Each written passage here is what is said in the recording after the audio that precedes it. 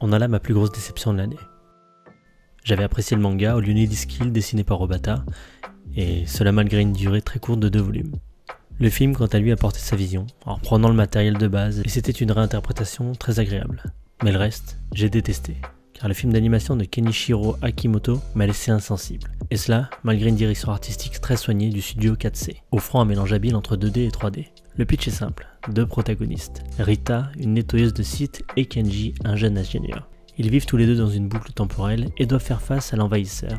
Leur objectif, détruire cette boucle temporelle infernale où la mort rime comme un éternel recommencement.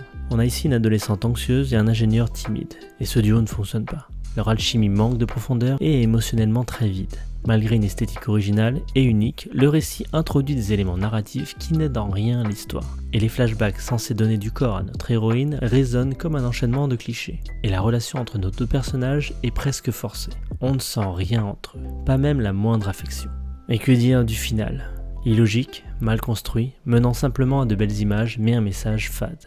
C'était l'une des sorties que j'attendais le plus, et malheureusement, les attentes étaient sans doute trop hautes, et la réinterprétation d'une œuvre est complexe. Et aujourd'hui, Kenichiro Akimoto n'est sans doute pas arrivé à nous offrir un chef-d'œuvre que j'attendais tant. Et toi, est-ce que ça t'est déjà arrivé d'être aussi déçu ?